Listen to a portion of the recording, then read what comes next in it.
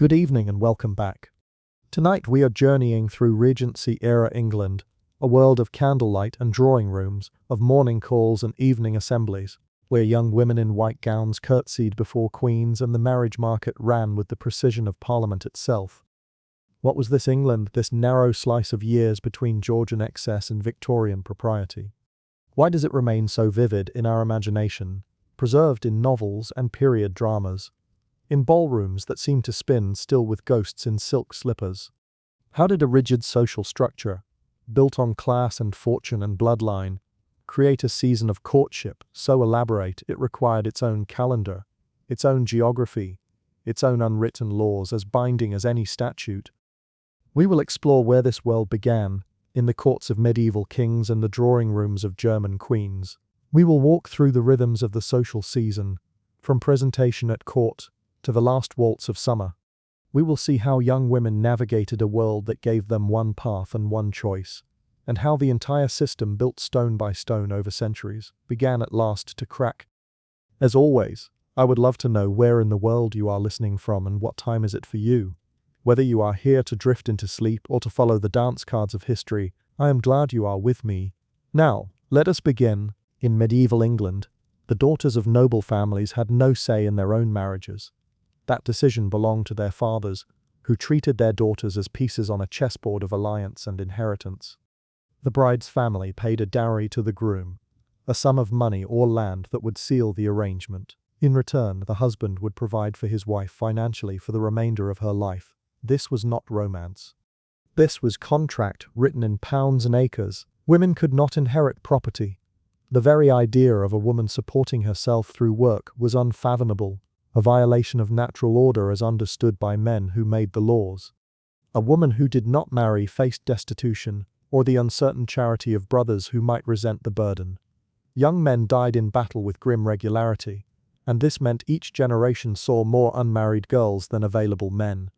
Aristocratic parents felt the pressure like a weight on the chest. They needed to find their daughters suitable husbands as early as possible. Before all the promising matches were claimed by others, girls could marry as young as 12. The air in a great house would smell of rushes on the floor and smoke from the hearth, and somewhere in those rooms a child bride might be learning the duties of a wife before she understood what the words meant. In the late 1400s, King Edward IV travelled to the royal court of Burgundy. There he observed something that caught his attention. The young men and women of that court interacted with structure, with rules that created a space for them to meet and talk under the guise of courtly love. It was controlled. It was chaste. It was, in its way, a kind of theatre. Edward returned to England and restructured his own court in similar fashion. He invited noblemen. Their daughters would come as maids of honor. This system became a finishing school for aristocratic girls. It gave them a chance to be seen by eligible young men, to learn the manners of court, to polish themselves into the kind of wife a nobleman might want. Mothers competed fiercely for these positions. A place at court could mean the difference between a good marriage and spinsterhood. For those young women who could not secure a husband, there had been one alternative to poverty. A girl could become a nun. The dowry saved for marriage would instead be donated to a convent. And there, within the walls of religious life, a woman might find some small measure of freedom, some purpose beyond bearing heirs. But that path closed in the early 1500s when King Henry VIII broke with the Catholic Church. He wanted to divorce Catherine of Aragon and marry Anne Boleyn, and when the Pope refused, Henry declared himself head of a new Protestant Church of England. Protestants did not maintain religious orders. Henry commanded the dissolution of monasteries and convents across the realm. He ransacked them, seized their wealth, distributed it to his friends and favorites. Thousands of monks and nuns were thrown out with small pensions, told to make their way in a world that had no place for them. For young women, the convent door was now locked. Marriage became the only option. The competition for places at court grew even more fierce. The stakes were survival itself. Henry's daughter Elizabeth I expanded the ranks of maids of honor during her long reign. She kept 60 to 100 young women in her household at any given time. Most were 16 or older, though a few were as young as 9, little girls learning early the weight of expectation. The queen required her maids of honor to seek her permission before marrying. Those who served were permitted to use the title honorable for the rest of their lives, a mark of distinction that might help in the marriage market. During the Stuart dynasty, the relationship between nobility and crown frayed and tore. The conflict reached its terrible conclusion when Parliament cut off King Charles I's head in 1649. The number of maids of honor dwindled, 8 for a queen regnant who ruled in her own right, 4 for a queen consort, who ruled through marriage. The court became smaller, more guarded, less certain of its own future. The Hanoverian kings who followed were badly behaved men whose scandals made the monarchy a subject of ridicule and contempt. King George III and his German wife Queen Charlotte of Mecklenburg-Strelitz understood that something had to change. If the royal family continued on this path, they too might lose their heads. The people were watching. The people were remembering, so George and Charlotte decided to rehabilitate the monarchy's reputation through philanthropy. They would show the nation a family devoted to good works and moral uprightness. They began throwing charity balls, inviting the nobility to witness their virtue. The money raised would go to hospitals and worthy causes. The royal family would be generous. On the 19th of May, 1780, Queen Charlotte held her birthday ball. The funds raised went to Chelsea Hospital.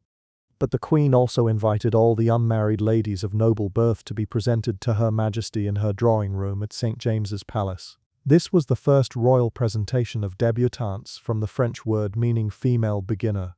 A young woman at the threshold of adult life, a young woman ready to marry. From that year forward, Queen Charlotte's ball marked the launch of the social season and the beginning of a young woman's hunt for a husband. The nobility, eager for more opportunities to display their daughters and ensure they married well, embraced the practice with enthusiasm bordering on desperation. Only the daughters of peers of the realm or of aristocratic younger sons in acceptable professions could participate. Merchants, no matter how wealthy, saw their daughters excluded. New money could not buy entry to this world, not yet. Young women had to be sponsored by another woman who had already been presented. Usually this was her mother, or if the mother had died, an aunt or older sister. On the day of the presentation, young women lined up and waited. The rooms at St. James's Palace would smell of powder and perfume and the faint mineral scent of nervousness. When a girl's turn came, her name was announced. She would walk forward and have a brief exchange with the royals, a few words that might be remembered or forgotten depending on how well she managed her composure. Then came the curtsy. The young lady would place one ankle behind the other and sink down, keeping her back straight, her head inclined just so. She would curtsy to Her Majesty and to the enormous birthday cake that sat like a white monument in the room. Then she would walk backwards out of the room, careful not to turn her back on the royals, careful not to trip on the long train that dragged behind her gown. Girls practiced this maneuver for hours. They practiced until their legs ached and their mothers were satisfied. A serious mistake during the presentation could mean social death. No pressure, these mothers would say, knowing the weight they placed on shoulders barely out of childhood. Queen Charlotte became deeply involved in the intrigues of the season. She would write in the court circular about girls who impressed her and girls who did not. A favorable word from Her Majesty could launch a girl into a brilliant marriage. An unfavorable word could doom her to the shelf, unmarried and unwanted. Girls were presented in the finest court dress their families could afford. In the late 1700s, this meant wide panniers or mantua hoop skirts that extended the silhouette to impossible width. The gowns were made of silk dyed in rich colors, embroidered with threads of gold and silver, with trains that puddled on the floor behind. The hair was dressed in elaborate updos held in place with diamond pins and decorated with white ostrich feathers that nodded and swayed with every movement. 2 streamers of lace called lappets hung from the back of the head. A decorative fan was appropriate. Jewelry of pearl or silver was permitted, but never gold. By 1804, fashion had changed. The empire silhouette traveled from France and swept through London. High waists, slim columns of skirt, a soft drape that suggested classical statuary. It was elegant. It was modern. But Queen Charlotte refused to allow it at court. She had worn hoop skirts in her youth and she would not abandon them now. Young ladies were required to wear hooped gowns to their presentation, which led to strange hybrid fashions. Empire bodices mounted on old-fashioned frameworks. The effect was awkward, caught between eras, neither one thing nor another. Queen Charlotte died in 1818. Only then did her son, King George IV, allow debutantes to curtsy in more fashionable gowns. They were still required to wear a train and ostrich feathers. The lappets were replaced with a veil, but the silhouette could at last move with the times. After the formality of court presentation came the real work, the social season. Each year from January to July, Parliament met in London. Every man with a title was entitled to a seat in the House of Lords, and so aristocratic families left their country estates and travelled to their London residences. They filled the townhouses in the fashionable West End neighbourhoods of Mayfair and Belgravia. The streets would smell of coal smoke and horse dung and the particular density of too many people pressed into narrow spaces. Horse races and sporting events marked the calendar. Art exhibitions opened their doors. Festivals and public spectacles drew crowds. But the most crucial period for the marriage market launched with Queen Charlotte's ball in early May, and continued through the summer until everyone returned to the country for hunting season at the end of August. English upper-class society was known as the ton, from the French le bon ton, meaning the good tone or those with proper manners. Members of the ton were intensely conscious of etiquette and class. The social hierarchy was rigid as iron. A single mistake, a wrong word or gesture, could affect a girl's prospects for marriage. The weight of this knowledge sat on every interaction, every curtsy. Girls were expected to secure a proposal in their first or second season. After that, they were considered on the shelf, too old, passed over, their value diminished. They faced a life of spinsterhood, of depending on the charity of relatives, of fading into the background of other people's lives. Young women during the season felt pressure that was physical, that tightened the chest and made sleep difficult. They packed their schedules with as many social events as they could manage. Every morning, every afternoon, every evening was accounted for. There was no time to rest. The season was short and the stakes were everything. A young lady, accompanied always by her mother or a chaperone, would spend the morning making social calls. They would visit friends and acquaintances in their drawing rooms. These rooms would be decorated in fashionable wallpapers, in colors like primrose yellow or soft green. The furniture would be upholstered in silk or damask. Light would come through tall windows that faced the street.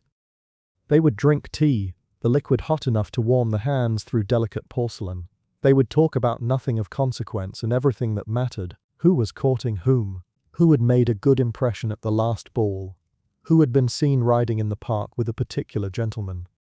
If no one was home, they would leave a calling card, a small rectangle of stiff paper with their name engraved, and expect a return visit within days. In the afternoon, ladies and gentlemen would promenade in the park. During the Regency period, St. James's Park was the fashionable place, but by the Victorian era the ton had shifted to Hyde Park. People walked the paths in their finest day dresses and tailored coats. They nodded to acquaintances. They stopped to chat.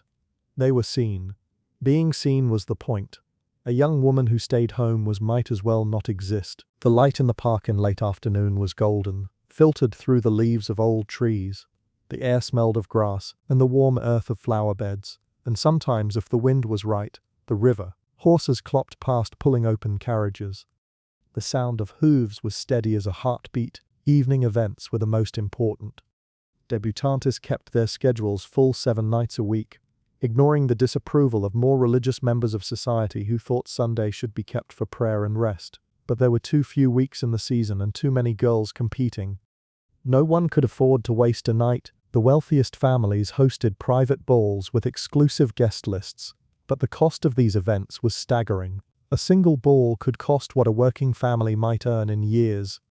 The ballroom would be lit with hundreds of candles, their flames reflected in mirrors and crystal chandeliers. The heat from all those candles and all those bodies pressed together could become oppressive. Windows would be open to let in the cooler night air, and with it the smell of the city, coal smoke and rain on stone and the green scent of gardens.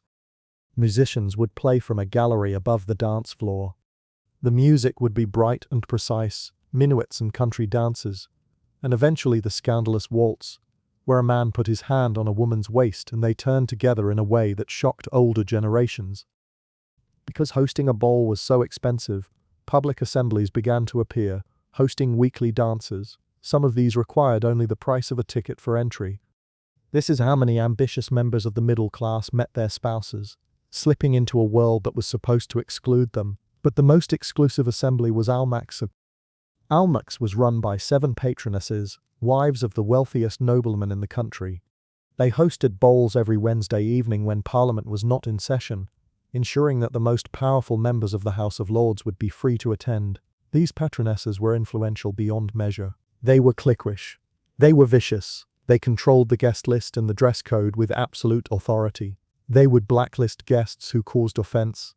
And once blacklisted, a person might never return. They once turned away the Duke of Wellington for wearing trousers instead of knee breeches. If the hero of Waterloo could be denied entry for a wardrobe choice, no one was safe. If you were deemed worthy, you would be invited to purchase a voucher for the season. Voucher holders could bring one guest, but only if they presented that guest to the patronesses beforehand, and the guest was approved. Getting into Almack's was considered more important than being presented at court. One poet wrote, "If once to Almack's you belong, like monarchs you can do no wrong, but banished thence on Wednesday night, by Jove, you can do nothing right." The rooms at Almack's were not particularly grand. The refreshments were famously wretched, weak tea and dry cake and lemonade, but none of that mattered. What mattered was being seen there. What mattered was dancing with the right partner under the gaze of the patronesses and knowing you had passed their inspection. At balls and assemblies, ladies would be given a dance card at the door listing that evening's program. If a gentleman asked for a dance, she would pencil his name beside the appropriate dance. Ladies did not ask gentlemen, that would be forward, unseemly. A single dance lasted several minutes and gave the couple a chance to talk, to learn something of each other beyond name and family connection. 1 dance per gentleman was standard. 2 dances might be permitted if a courtship was becoming serious, but 3 would be scandalous unless an engagement was imminent. The progression was carefully calibrated. Everyone was watching. Everyone was counting. On evenings when ladies did not have an invitation to a ball, they attended the theatre or the opera or the pleasure gardens. The audience at the theatre rarely paid attention to the performance on stage. They were too busy talking, flirting, negotiating marriages in whispered conversations across boxes. Having a box at the opera was a display of status. The wealthiest families leased the same boxes for generations. Others might pay extraordinary sums to rent or share one for a daughter's first season. Pleasure gardens like Vauxhall and Renelag were part sculpture garden, part amusement park. Along the walks lined with trees and top arrays and flowers in careful beds, one might see musical performances or theatrical spectacles. A hot air balloon rising into the evening sky, art installations that drew crowds and comment. The garden smelled of greenery and the oil lamps that lit the paths after dark. Young men and women were allowed to talk and stroll together, always under the watchful eye of a chaperone. If a gentleman met a lady he wished to pursue, he could send her flowers. Hothouse blooms in winter, roses in summer, each type of flower carrying its own meaning in the elaborate language that society had constructed. He could call on her at her family home during acceptable visiting hours, usually the afternoon. If the courtship grew serious, they might promenade together in the park, or take a ride in an open carriage, always open, never closed. An unmarried man and woman alone together could ruin the woman's reputation beyond repair. If a gentleman wished to propose marriage, he would first meet with the lady's father. The men would discuss finances. The prospective groom would offer proof of his ability to provide for a wife, his income from estates or investments, his expectations of inheritance. The father would disclose the size of the dowry he was prepared to settle on his daughter. When the men came to an agreement, when the pounds and shillings balanced to mutual satisfaction, the young man would make a formal offer of marriage to the young lady. This might happen in person, the only time the couple would be briefly left alone together in a drawing room with the door half open. Or it might come in a formal letter, written in careful script on heavy paper. She could refuse, in theory. But refusal cast a shadow on her reputation and might end her chances of marrying anyone else. Families pressured daughters to accept suitable offers. The daughter's preference was secondary to the family's needs. If she accepted, the gentleman might give his fiancée a ring. Gold or gemstone or enamel work. Diamonds did not become popular for engagement rings until much later.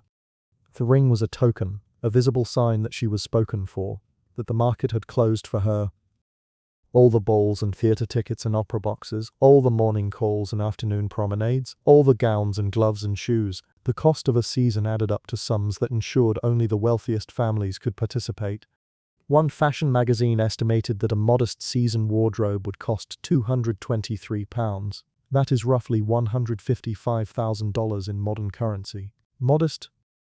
In addition to wealth, debutantes were judged on beauty and breeding, on their skill at conversation, their proficiency in playing the pianoforte or singing, their ability to draw or paint watercolors, their fluency in French or Italian. They were expected to dance with grace, to curtsy with precision, to display accomplishments while maintaining an air of modesty. They were products being prepared for market, and they had been in training for this their entire lives. But it was not only the women being judged. Mothers wanted the best possible son-in-law, and that meant a man who held or stood to inherit the highest title available. At the top of the hierarchy were dukes, a rare and precious commodity. Only about 24 dukes existed in the nation at any given time. Next came marquises, then earls, viscounts, and finally barons. The poet Lord Byron inherited a barony at age 10. He attended social season events as a young man and called it a marriage mart, a marketplace where people were bought and sold, based on title and fortune. He courted Anne Isabella Milbanke, a proper and religiously upright young woman. They married in 1815, but the match was disastrous. He was a notorious philanderer, she was moral and rigid. They had one child together and separated after a year. Noble titles and estates and the bulk of family wealth passed to the eldest son through primogeniture. This kept the size of the nobility stable over centuries. There were only about 200 noble families in England and perhaps 100 more families without titles, but with at least 10,000 acres of land. The gene pool was small. Cousins married cousins. The same names appeared in family trees over and over, branches twisting back on themselves. Younger sons did not inherit much. They needed to take up a profession if they wanted independent income. The acceptable options were limited. A younger son might become a doctor, a lawyer, or an officer in the military. The church was another option for some. These men were acceptable as husbands for debutantes, but a man with a title, even a minor one, was always preferable. Girls were usually presented at court between the ages of 16 and 19. Meanwhile, upper-class young men spent several years at university, often Oxford or Cambridge. They might travel on the continent for a year or more, the grand tour that exposed them to art and culture and the classical ruins of Italy and Greece. They might learn their profession, if they had one. They began looking seriously for a bride in their mid-20s to early 30s. Young women were expected to be completely chaste before marriage. Many doctors of the era believed that women had no sexual desire whatsoever, that they were passionless creatures who submitted to their husbands out of duty. A girl's mother might give her a basic explanation of marital relations before the wedding night, or she might simply be told to do as her husband instructed and endure. Meanwhile, young men were expected to gain sexual experience before marriage. It was considered a rite of passage for a young gentleman to visit a brothel. Men usually entered marriage with considerable sexual experience, often with lower-class women whose consent was dubious at best. They might have contracted venereal diseases. They might have fathered illegitimate children, who would be raised in obscurity or poverty. None of this affected their value on the marriage market. When Georgiana Spencer was 17, beautiful and stylish, and much admired, she secured the most eligible bachelor in society, William Cavendish, the Duke of Devonshire. Her family was thrilled. She was thrilled. It seemed like a fairy tale. But the marriage brought little joy. William had more interest in drinking and gambling and pursuing other women than in his young bride. He was furious that it took 16 years for Georgiana to provide him with a male heir. He insisted she raise his illegitimate daughter in their household. He took Georgiana's best friend as his mistress, and the three of them lived in the same house in an arrangement that was deeply painful for Georgiana and accepted by society because William was a duke and could do as he pleased. In 1837, Queen Victoria came to the throne at age 18. She was romantic by nature and took a great interest in the presentation of debutantes. A statement was issued that debutantes must wear feathers large enough for the Queen to see clearly. The presentations were moved to the newly constructed Buckingham Palace, grander and more modern than the old rooms at St. James's. Victoria wore white to her own wedding in 1840, and she popularized the color for brides. Since presentations were essentially about a girl's eligibility for marriage, white became the required color for debutantes as well. Debutante gowns followed the fashionable silhouette of each era. but always in white, always with a train, a veil, ostrich feathers, and either a feather fan or a small bouquet of myrtle. Queen Victoria saw herself as a kind of fairy godmother to the debutantes. She took note of which girls impressed her and would suggest advantageous marriages. A word from the Queen could make a girl's season a triumph. By the mid-1800s, Almack's had lost much of its prestige. A German prince complained that the rooms were plain and shabby, the refreshments wretched, and despite the supposed exclusivity, a great many nobodies had managed to wrangle their way in. The institution finally closed its doors in 1863. Its time had passed. In the late 1800s, many British noble families found themselves financially exhausted. Centuries of living off inherited wealth without engaging in commerce, combined with agricultural depressions and rising costs, had drained their coffers. They could no longer ignore the vast fortunes being accumulated by industrialists and businessmen. Meanwhile, the daughters of American tycoons, who were permitted to inherit wealth in ways British women were not, wanted to purchase legitimacy and status with ancient noble titles. A number of American heiresses traveled to London to participate in the social season.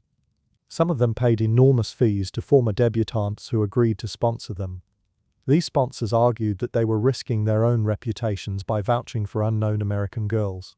The fees reflected that risk, though in truth they reflected greed and the recognition that desperate Americans would pay almost anything for access. American debutantes were not a foreign concept. The first debutante ball in the United States had been held in 1817 in Savannah, Georgia. The custom spread to other cities. The character Scarlett O'Hara, in the Civil War novel, Gone with the Wind, was presented as a debutante in the world before the war, when the South still had money and illusions of permanence. Many American heiresses succeeded in securing British noble husbands. They brought their money into families that desperately needed it. In exchange, they received titles and entry into a world that had seemed impossibly distant. The infusion of American wealth kept some great estates afloat for another generation. The debutante presentation and the social season continued through World War I and the influenza pandemic of 1918. So many young people died in those twin catastrophes that the survivors emerged with shifted priorities. The rigid social structures began to crack. Young women were just beginning to attend university, to have careers, to imagine lives outside the role of wife and mother. They won the vote in 1918, though only women over 30 were initially enfranchised. Court presentations continued, but many debutantes saw the ritual as boring and obligatory rather than the highlight of existence. Elizabeth Montagu-Lescott, who would later become Duchess of Northumberland, was crowned Deb of the Year in 1939. As part of the honor, she played the long-dead Queen Charlotte and cut the giant birthday cake with a sword. She found the entire process deeply embarrassing, a piece of theatre from another age. Some debutantes actively rebelled. Unity Mitford, fourth of the famous 6 Mitford sisters, found the debutante circuit deadly dull. She brought her pet rat to dances and let it loose to watch the chaos. She wore a snake as a necklace. She wrote letters to friends on paper she had stolen from Buckingham Palace, delighting in the small transgression. Later she would defect to Germany and become an enthusiastic Nazi, proof that rebellion can take many forms, not all of them admirable. Fiona McCarthy had been accepted to Oxford University when she made her debut. Magazines labeled her a blue stocking, a derogatory term for educated and liberal women who valued learning over traditional feminine pursuits. The label was meant as an insult, but she wore it without shame. In the 1920s, when short haircuts became fashionable, keeping the required ostrich feathers in place became a challenge. Hairpieces, diamond star pins, and tiaras were common solutions. The feathers finally disappeared from the dress code in the 1930s, another small sign that the world was changing. In 1939, King George VI and Queen Elizabeth sat through 5 separate presentation sessions. There were concerns that the event had lost its exclusivity, that too many girls were being presented, that standards had fallen. Before the presentations, cars carrying debutantes lined up on the street outside Buckingham Palace. The public came out to watch and comment on the young women's appearances. Magazines printed reviews of each year's crop of debutantes, rating their look. In 1932, the Bystander magazine wrote of that year's class, "On the whole, they were not as pretty as last year. There was rather a lot of puppy fat." Fashion magazines offered advice on what debutantes should expect and what they should spend. One suggested that if a girl could not afford couture gowns from famous court dressmakers, she could get by with a wardrobe costing £223, the equivalent of $155,000 today. Getting by required a fortune. Most debutantes and young gentlemen were eager to complete the formal court presentation and the staid balls, so they could move on to more exciting entertainments. Once their chaperones fell asleep, they would sneak out to nightclubs, to jazz clubs, to places where the rules relaxed and they could dance and drink and talk without constant supervision. In 1939, American Ambassador Joseph Kennedy and his family participated in the London social season. The Kennedy children, including future US President John F. Kennedy, were popular for their good looks, charm, and casual American manner that felt refreshing in the rigid British social world. 19-year-old Kathleen Kennedy, called Kick by everyone, met William Cavendish at a Buckingham Palace garden party. He was the son of the Duke of Devonshire, a direct descendant of Georgiana Spencer and her difficult husband. Kick and William fell genuinely in love, a rare thing in a world of arranged convenience. They married in 1944, but 4 months later William was killed in action on the Belgian border. The war took so many young men. Kick died in a plane crash just after the war ended. She was 28. The tragedy felt emblematic of an entire generation's loss. World War II was the death knell for the traditional debutante ball. Most young women, aristocratic and common alike, went to work to support the war effort. They labored in factories building munitions. They worked on farms bringing in harvests. They served as nurses and ambulance drivers. They worked side by side, and class distinctions, while they did not disappear, crumbled in ways that would have been unthinkable before the war. The royal family lost interest in sponsoring debutante presentations. Prince Philip called the entire event bloody daft. Princess Margaret complained that every tart in London was getting in now, that the exclusivity that had supposedly justified the whole enterprise had evaporated. In 1958, Queen Elizabeth II announced that she would no longer present debutantes at court. The tradition that had begun with Queen Charlotte's birthday ball in 1780 came to an end after 178 years. But the debutante tradition did not die entirely. It continues in various forms. In the United States, young women from wealthy and prominent families are still presented each year at debutante cotillions in every major city, especially in the South. The most expensive and prestigious is the invitation-only International Debutante Ball held at the Waldorf Astoria Hotel in New York City. These events are criticized for promoting classism, racism, sexism, homophobia, and transphobia, for preserving hierarchies that should have been abandoned, for training young women to see themselves as products in a marriage market. Yet they persist. Many African American organizations created their own debutante cotillions, emphasizing academic achievement and community service rather than purely social connections. These events became ways for Black communities to celebrate their own daughters and create networks of support and advancement in a society that often excluded them. American high school proms have their roots in debutante balls. They democratized the concept, making the rite of passage available to middle and working class teenagers. The formal wear, the dancing, the presentation of couples, all echo the debutante tradition in more accessible form. Australia and Ireland also maintain debutante balls that blend elements of formal presentation with something closer to an American prom. Young women wear white gowns, they are presented, they dance, the ritual adapts but continues. In the early 2000s, the original Queen Charlotte's Ball was revived by former debutante Jenny Harlem Pil. That Princess Katerina of Yugoslavia and Princess Olga Andreevna Romanov serve as royal patrons, lending aristocratic legitimacy to the enterprise. Modern debutantes are recruited from Britain's elite private schools. The participants include daughters of famous and wealthy people from around the world. The modern program includes classes on business skills, networking, etiquette, and fundraising for charity. The organizers argue that they are preparing young women for success in the modern world, not just marriage. But the participants still curtsy to a giant birthday cake, just as young women did 240 years ago when Queen Charlotte first invited them to her drawing room. So the tale of Regency-era England and its debutantes comes down to us through novels and films, through period dramas that romanticize the ballrooms and the courtship rituals. We remember the beautiful gowns and the dancing. We forget the pressure and the narrow choices. We forget that most of these young women had no real power over their own lives, that they were trained from childhood to be ornaments and incubators of legitimate heirs, that their value was calculated in dowries and bloodlines. But we also remember the small rebellions. The girl who brought her pet rat to the ball. The girl who went to Oxford. The American heiresses who crossed an ocean to buy their way into history.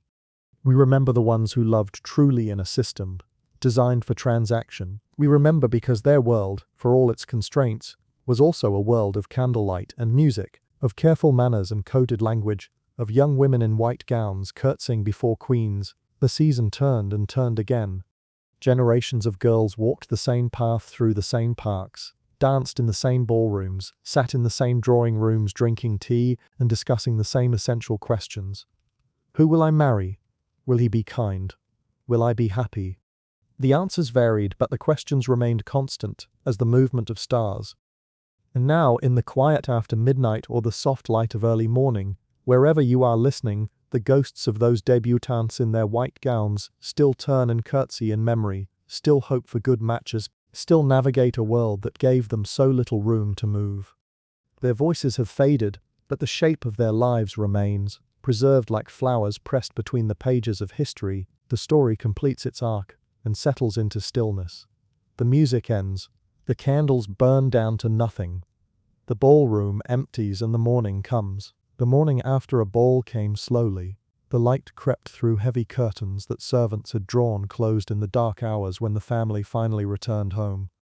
A young woman who had danced until 3 in the morning might wake at noon, her feet still aching from hours in thin slippers, her mind replaying conversations and glances, and the particular way a certain gentleman had smiled when he asked for a second dance. The rhythm of the social season was relentless. There was no time to rest between events.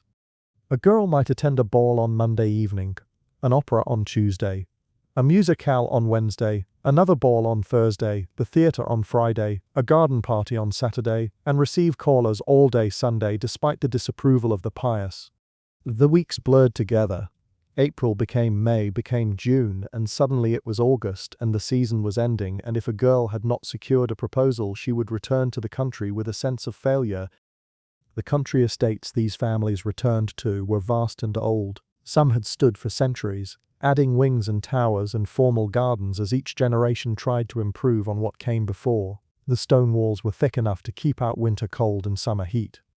The windows were small in the oldest parts, larger and more generous in the newer additions. Walking through these houses was like walking through layers of time, each room holding the memory of the people who had lived and died there.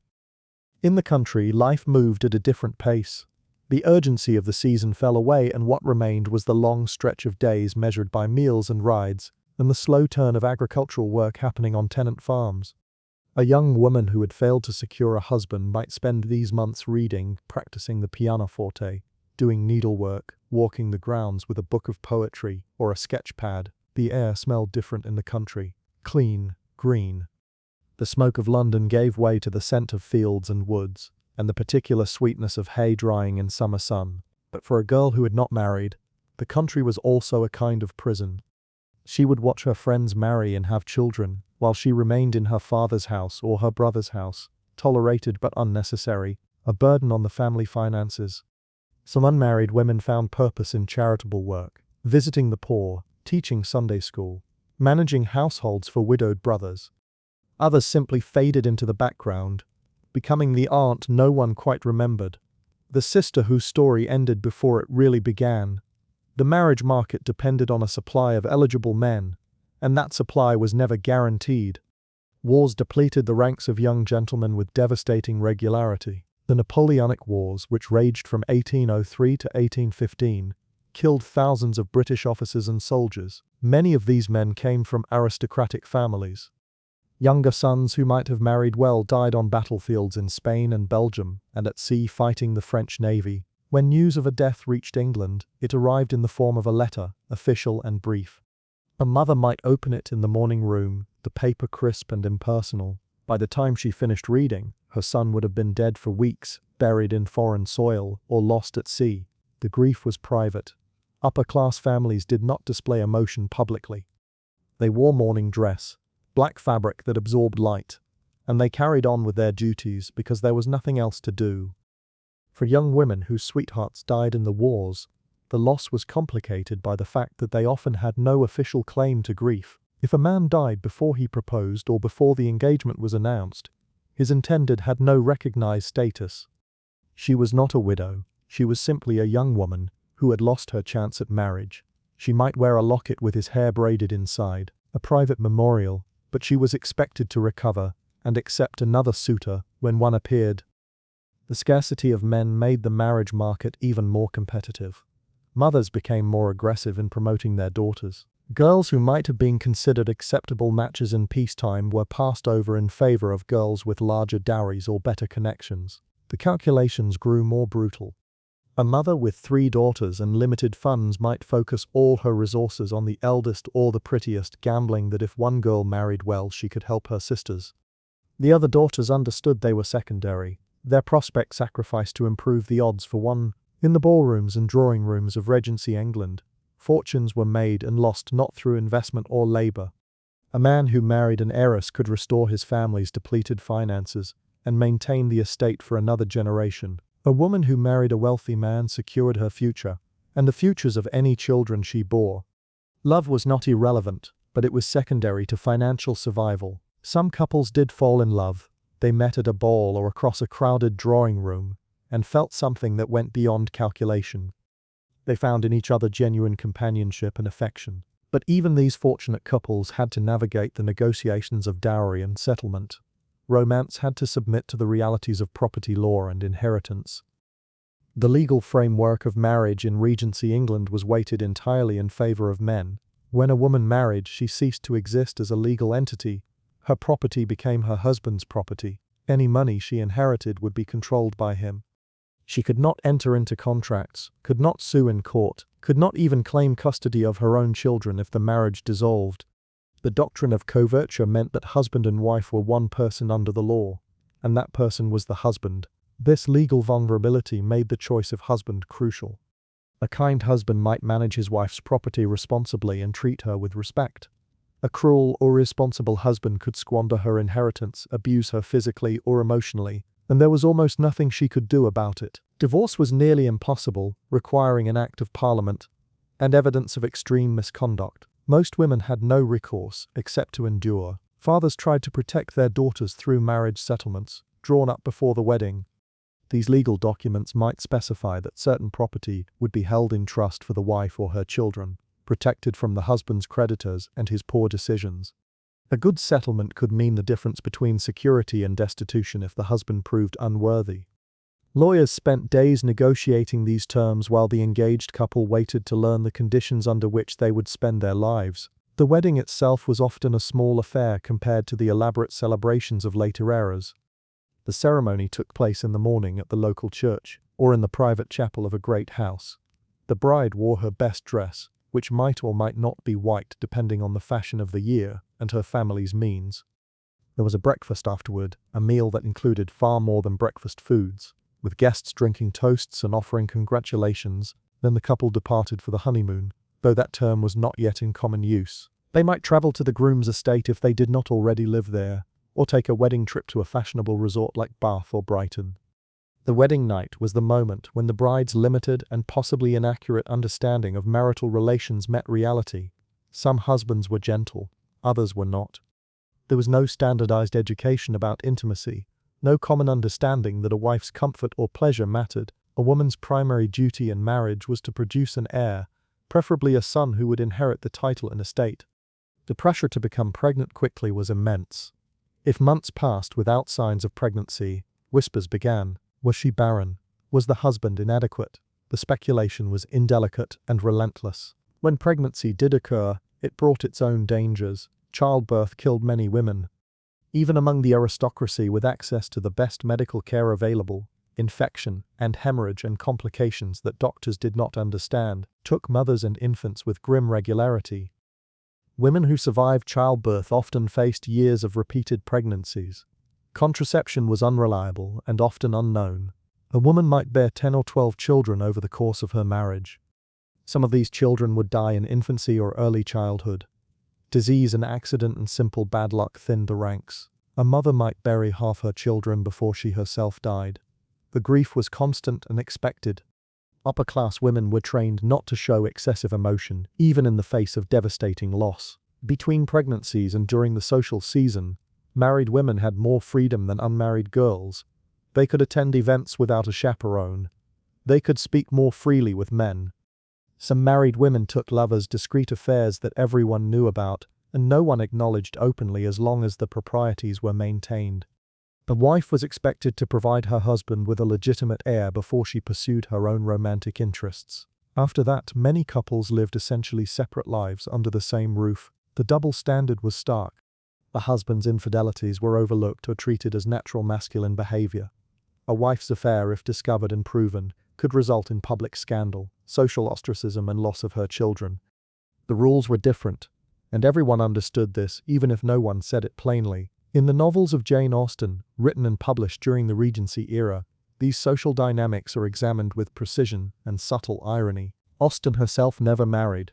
She lived most of her life dependent on the financial support of her brothers. She wrote in the margins of her days in the drawing room, while family members came and went, producing novels that dissected the marriage market with clear-eyed intelligence. Her proponents navigate the same pressures as real young women of the era. Elizabeth Bennet in Pride and Prejudice must balance her desire for a love match against the practical need to secure her future. Her friend Charlotte Lucas chooses security over affection, marrying the ridiculous Mr. Collins because at 27 she is running out of options. Austen does not judge Charlotte harshly for this choice. She understands the calculation. She shows us a world where women have limited power and must use what tools they have. Emma Woodhouse in Emma is unusual among Austen heroines because she has independent wealth and declares she will never marry. She can afford this declaration because her father is alive and she is financially secure. Most women did not have this luxury. Most women married because the alternative was poverty. Austen's novels were popular during her lifetime and have remained in print for over 200 years because she captured something essential about her era: the manners and the social rules and the unstated power dynamics. The way a single conversation at a dance could determine a future. The way money and class shaped every interaction. She wrote about a world where women's choices were constrained but their inner lives were rich and complex. The reading habits of Regency-era women varied by class and education. Aristocratic women were usually literate, taught to read and write as part of their basic education. They read novels and poetry, moral essays and travel narratives. Circulating libraries made books available without the expense of purchasing them. A family might subscribe to a library and borrow volumes, returning them when finished and selecting new ones. Reading was considered an appropriate activity for ladies. Though too much reading or reading the wrong sorts of books could be seen as dangerous, novels in particular were suspected of filling young women's heads with unrealistic romantic ideas. Critics worried that girls who read too many novels would be disappointed by real courtship and marriage. They would expect passion and drama, instead of accepting the practical arrangements that most marriages represented. But women read anyway. They read in the morning before the household fully woke. They read in the afternoon in their private chambers. They read aloud to each other during social calls, sharing favorite passages and discussing characters as if they were real people. Books provided an escape from the narrow confines of daily life and a window into other experiences and possibilities. Men of the Regency era had more freedom in almost every aspect of life. They could travel without chaperones. They could manage their own money and property. They could pursue careers in law, medicine, the military, the church, or politics. Aristocratic men with titles had seats in the House of Lords and participated in governing the nation. They debated laws and budgets and foreign policy while their wives managed households and raised children. The ideal of masculinity in the Regency era emphasized control and rationality. A gentleman was expected to master his emotions, to display courage without recklessness, to manage his estate efficiently, to treat his dependents fairly.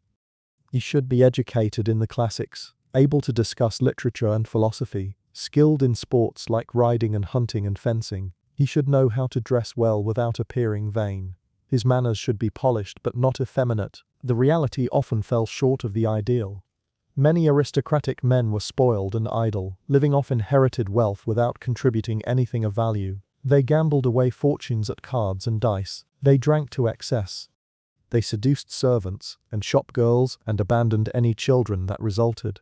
They fought duels over petty insults, risking their lives to defend an abstract concept of honor that meant more than human life. Dueling was technically illegal but widely practiced among the upper classes.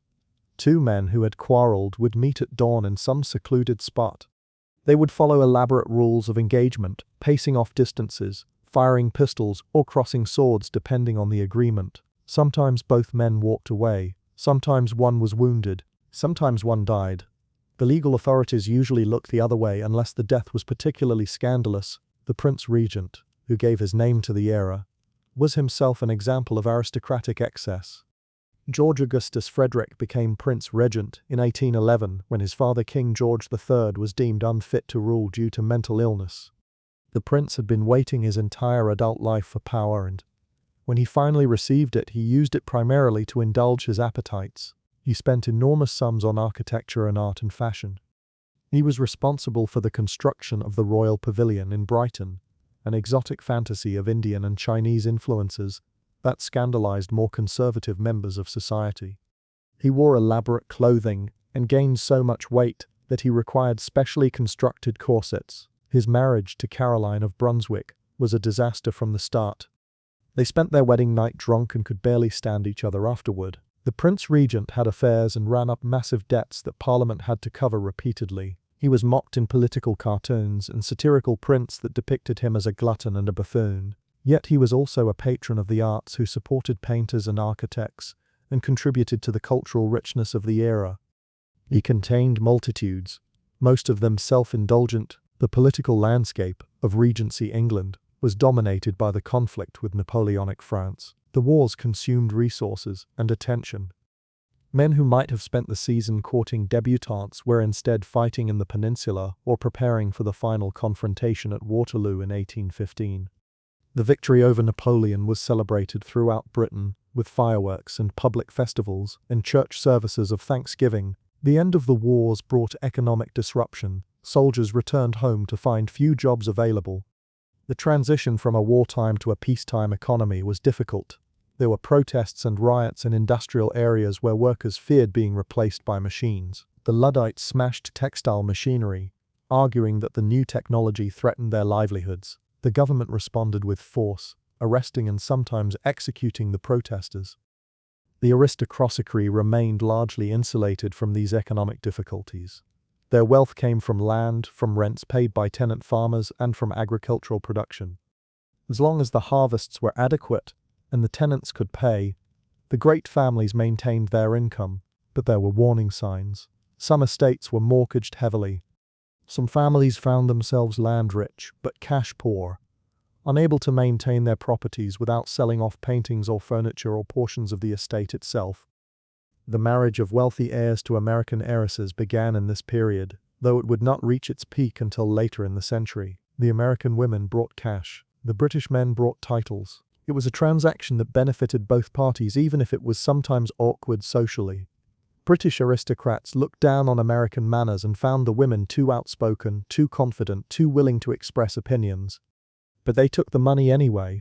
The daily schedule of an aristocratic household during the Regency followed predictable patterns. The family would wake late, perhaps 9 or 10 in the morning. Servants had been up for hours already, lighting fires, preparing breakfast, attending to the 100 small tasks that kept a great house running. The family would gather in the breakfast room, a smaller and less formal space than the dining room used for dinners. They would eat eggs and toast and cold meats, drink tea or chocolate. After breakfast, the men might attend to estate business or political correspondence if they had duties in Parliament. The women would manage the household, meeting with the housekeeper to discuss menus and supplies, writing letters, perhaps doing some light needlework. If they were in London during the season, they would make morning calls or receive callers. Luncheon was a light meal, sometimes taken on a tray in one's room rather than as a formal gathering. The afternoon offered time for walking or riding if the weather permitted. In London, this meant Hyde Park. In the country, it meant the estate grounds or the surrounding countryside. Exercise was considered important for health, though women were not expected to exert themselves strenuously. A gentle walk was appropriate. Anything more vigorous was unladylike. Dinner was the main meal of the day, served in the late afternoon or early evening. The exact time varied by household and by fashion. In earlier decades, dinner might be served at 4 or 5.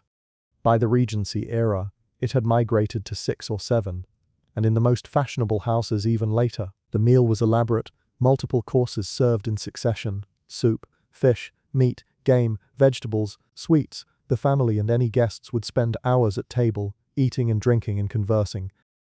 After dinner, the ladies would withdraw to the drawing room, leaving the men to their port and cigars and masculine conversation.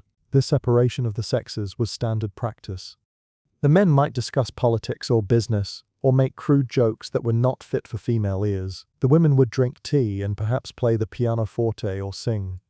Eventually the men would join them, and there might be cards or more music or simply conversation before everyone retired to bed. The servants who made this lifestyle possible were numerous and carefully ranked.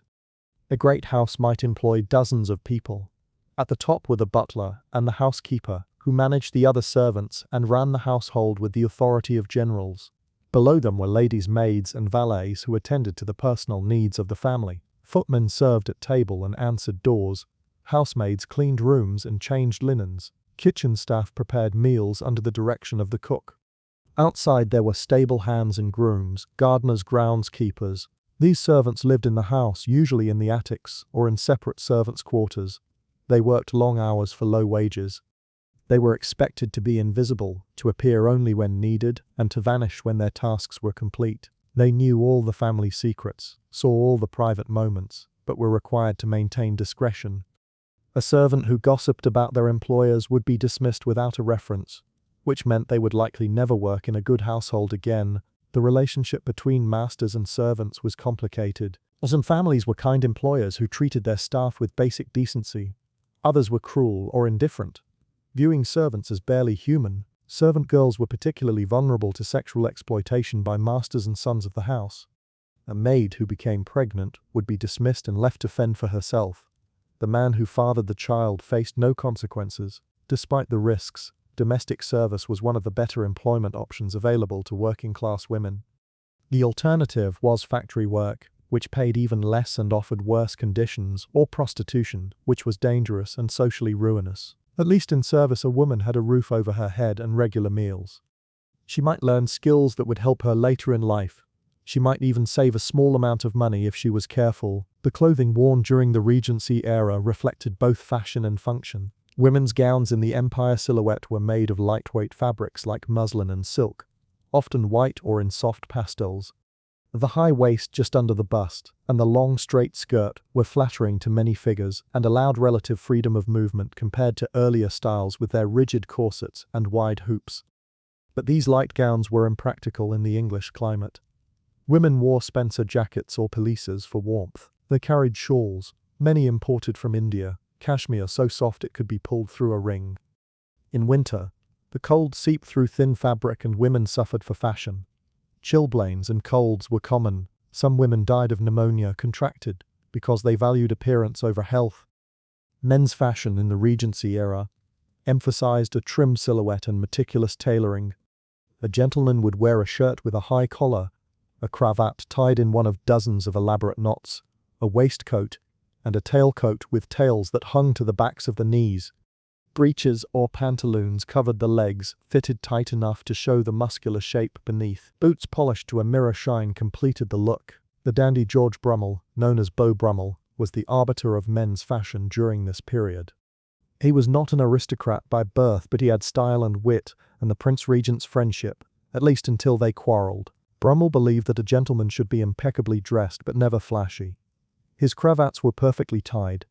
His coats fit without a wrinkle. He supposedly spent hours getting dressed each day with the help of his valet. Brummel's influence extended beyond clothing. He set standards for behavior and conversation. He could make or break a man's social standing with a single cutting remark.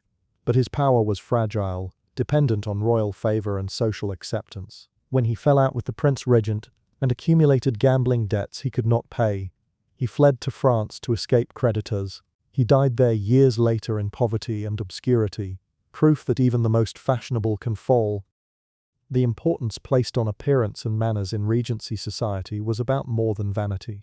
In a world where social position determined almost everything, the ability to present oneself well was a survival skill. A person who dressed appropriately and knew the rules of etiquette could move through elite spaces. A person who made mistakes, who wore the wrong thing, or addressed someone with the wrong title, marked themselves as an outsider and would be excluded. The etiquette books of the era laid out rules in exhaustive detail: how to enter a room, how to greet different ranks of people, how to eat without making noise, how to sit and stand and walk, when to speak and when to remain silent. The rules were arbitrary, but they served a purpose. They created a shared code that members of the upper class could recognize in each other. They were a gate that kept most people out.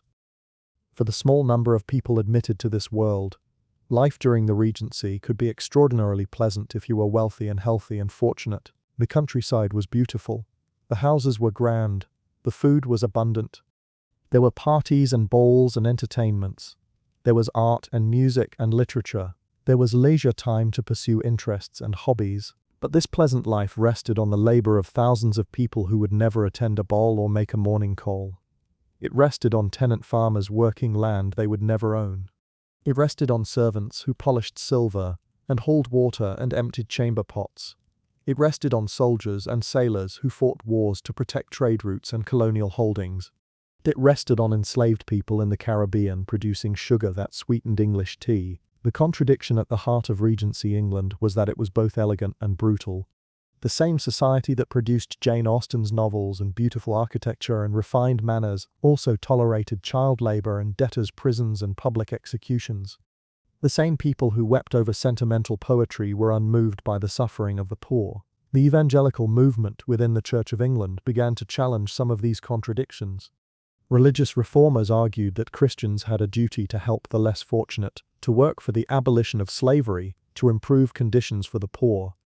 William Wilberforce led the parliamentary campaign against the slave trade, finally achieving success in 1807 when Parliament banned British ships from transporting enslaved people. Full emancipation would not come until decades later. But the movement had begun. Charitable work became fashionable among aristocratic women, a way to demonstrate virtue and fill empty hours. Ladies' charitable societies organized fundraisers and collected donations for various causes. Some of this work was genuinely helpful, some was more about the social status of the charitable lady than about the people being helped. But the impulse represented a shift, a growing awareness that perhaps the vast inequality of British society was not divinely ordained and unchangeable. The seasons turned in the country with a rhythm older than the aristocracy itself.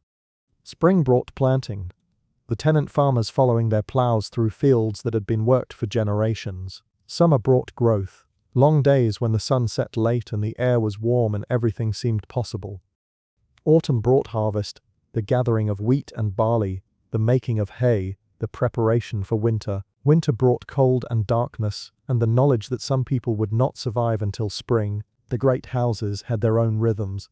The family might spend the winter in the country, hunting and hosting house parties where friends would visit for weeks at a time.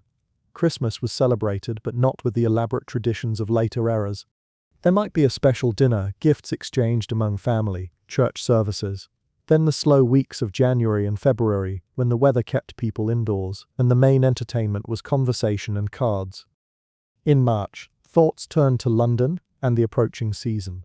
Servants would be sent ahead to open the London house, to air out rooms that had been closed all winter, to prepare for the family's arrival. Trunks would be packed with clothing and necessities. The journey from country to city could take days depending on the distance and the condition of the roads. The roads of Regency England were improving but still unpredictable. The main routes were turnpikes, roads maintained by private companies who charged tolls. These were generally in decent repair, though heavy rain could turn them to mud. Smaller roads might be barely passable, rutted and rough. Travel by coach was uncomfortable, the vehicle jolting over every bump, passengers thrown against each other when the coach hit a particularly bad spot. Highwaymen were a real danger on lonely stretches of road. Though perhaps less common than popular imagination suggested, tales of robberies made good stories and fed the public appetite for adventure and danger. The reality was that most journeys were tedious rather than exciting. Hours of discomfort, broken by stops at coaching inns for meals and fresh horses. The coaching inns themselves varied in quality. The best offered clean rooms and decent food. The worst were filthy and served meals that were barely edible. Travelers had little choice but to stop where the coach stopped and make the best of whatever accommodation was available. The very wealthy might travel in their own private coaches with their own servants, which allowed more control over the journey but did nothing about the condition of the roads. When the family arrived in London, the city would be waking from its winter quiet. Shops were opening for the season. Modistes and tailors prepared for the rush of orders from families wanting new wardrobes. The theatres and opera house announced their programs. Almack set its schedule of Wednesday night assemblies. The machinery of the social season began to turn.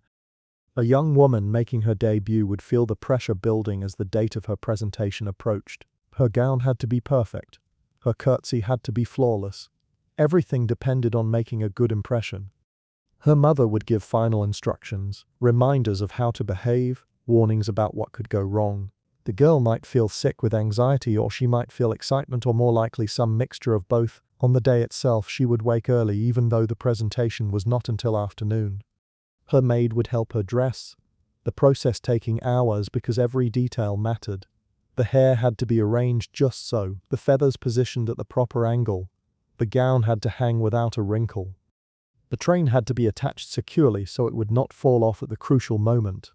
The carriage ride to Buckingham Palace was both too long and too short. The girl would sit carefully to avoid crushing her gown. Her mother would make last-minute adjustments and offer final encouragement. When they arrived and joined the line of other debutantes waiting their turn, the wait could stretch for hours. They would stand or sit in anterooms watching other girls go in and come out, trying to judge from their expressions how it had gone. Finally, the moment would arrive. Her name would be called.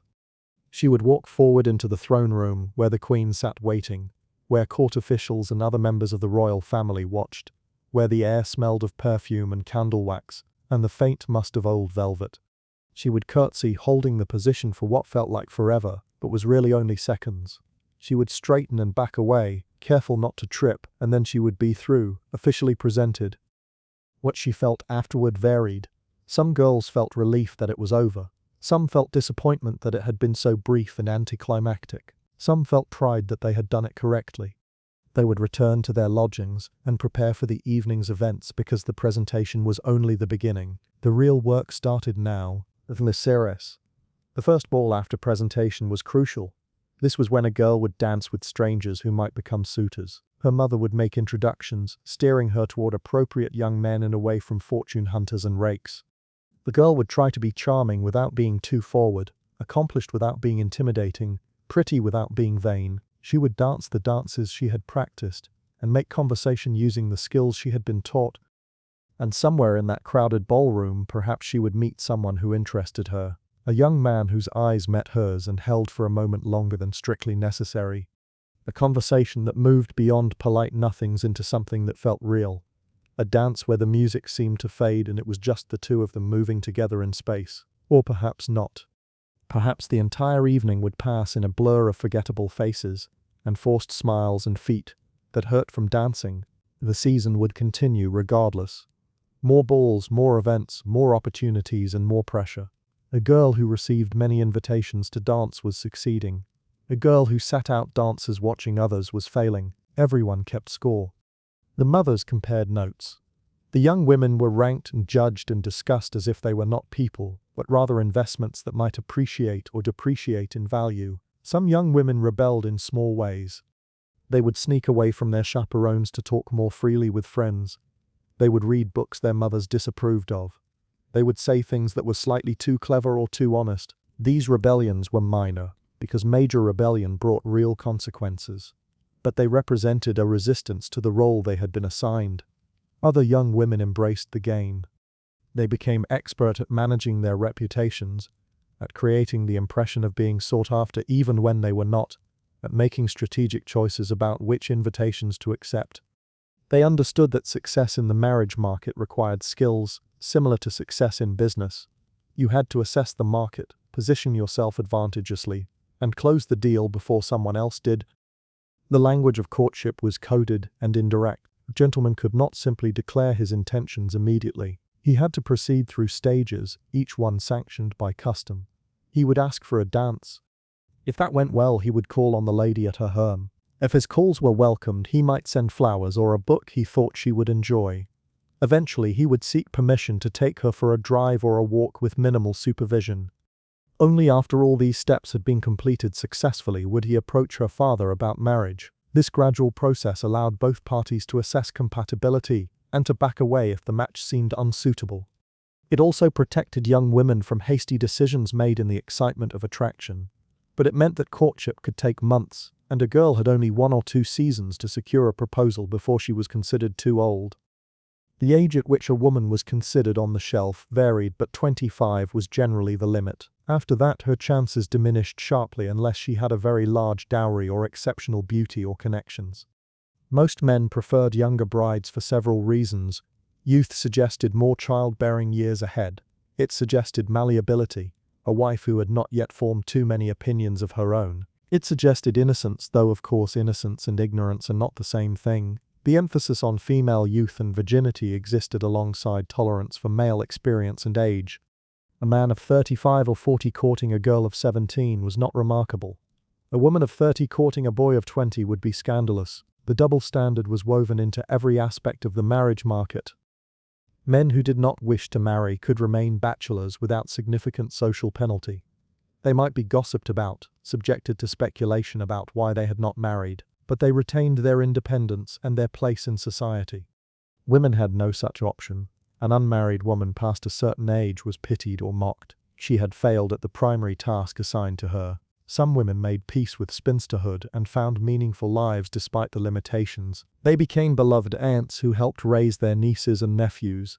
They pursued interests in art or music or charity work. They formed deep friendships with other women, relationships that sustained them emotionally in ways marriage might not have. But they did so knowing that society viewed them as incomplete, as women who had not fulfilled their purpose. The novels and conduct books of the era reinforced these ideas about women's proper role. A good woman was modest, obedient, gentle, domestic. She deferred to male authority. She found her happiness in serving others. She did not pursue her own ambitions because a woman's ambition was supposed to be marriage and motherhood. These ideas were not universally accepted even at the time. Mary Wollstonecraft had published A Vindication of the Rights of Woman in 1792, arguing that women should be educated and treated as rational beings rather than as decorative objects. Her ideas were considered radical and dangerous. She was mocked and condemned, but her book continued to circulate and to influence women who read it and began to question the limitations placed on their sex. The reality was that women in Regency England were capable of far more than society allowed them to demonstrate. Some managed estates when their husbands were absent or incompetent. Some wrote novels under male pseudonyms or anonymously. Some engaged in scientific study or political activism within the constraints available. They proved over and over that the limitations placed on them were artificial, cultural rather than natural. But proving capability did not change the law or the social structure. A woman could manage an estate brilliantly and still have no legal claim to it. She could write a novel that earned significant money and her husband would control those earnings. She could be more intelligent and capable than most men she knew and still be required to defer to them in public. The frustration this produced in intelligent women was real and deep. Some expressed it in private letters or diaries. Some channeled it into acceptable pursuits like charity work. Some became bitter and resigned. A few, a very few, found ways to create lives of relative independence, but they paid social costs for their choices. The world was changing, though. The seeds of later reforms were being planted during the Regency era, even if they would not flower for decades. The expansion of literacy meant more women were reading and being exposed to ideas beyond their immediate experience.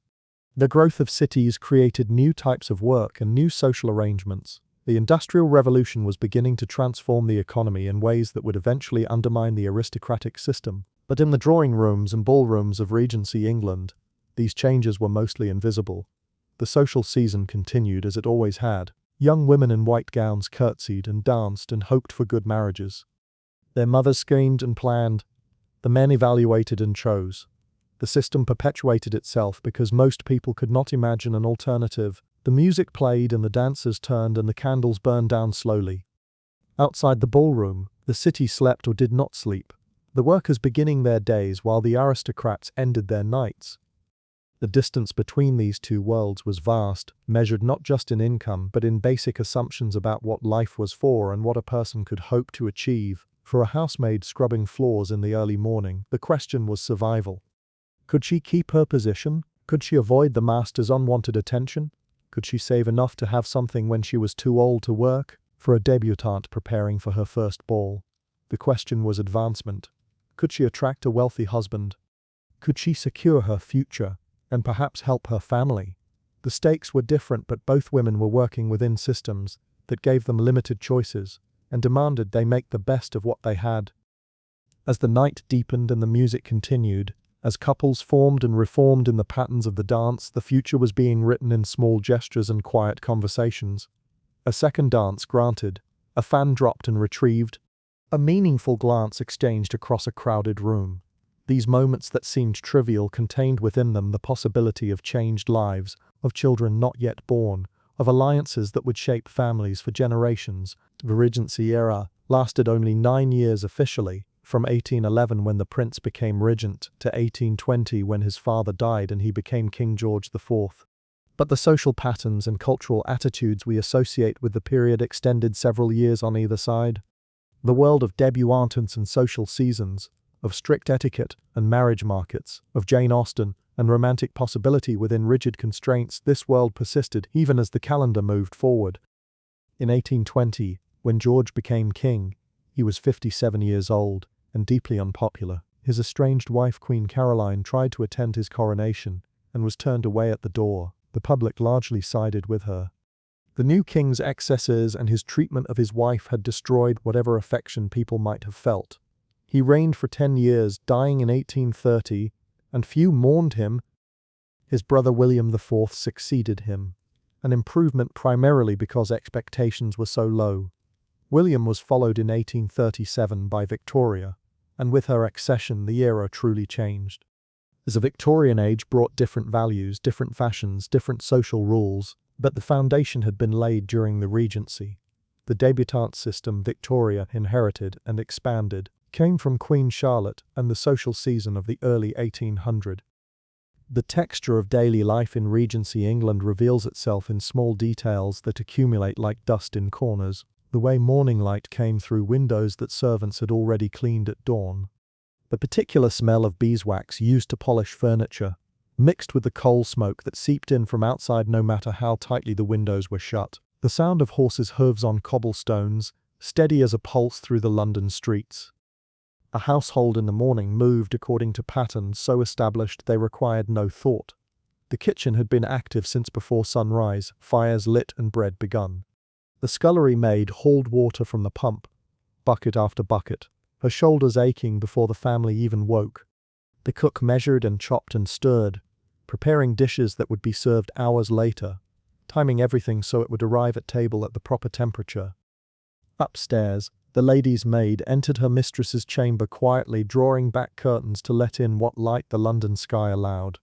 The room would still hold the warmth of sleep, the air close and slightly stale. She would open a window just enough to freshen it without creating a draught that might wake her mistress too abruptly.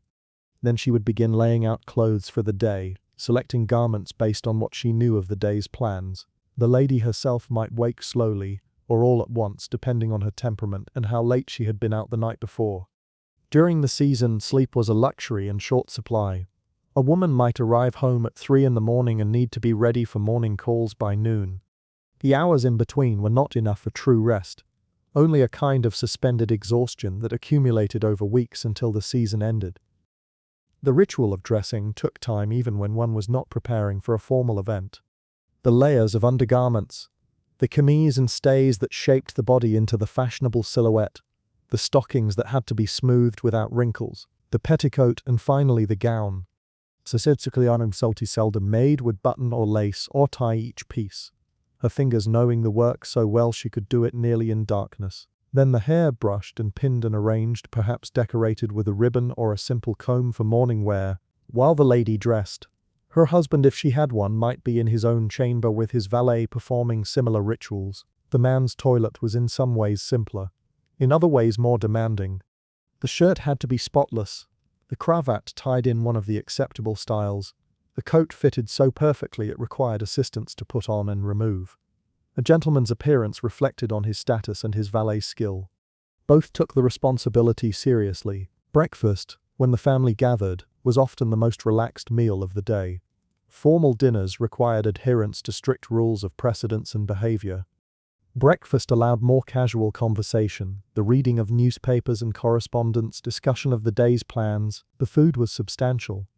Eggs cooked in various ways, cold meats left from previous meals, bread and butter and preserves, tea or chocolate, or coffee depending on preference. The newspapers brought news of the wider world into the breakfast room.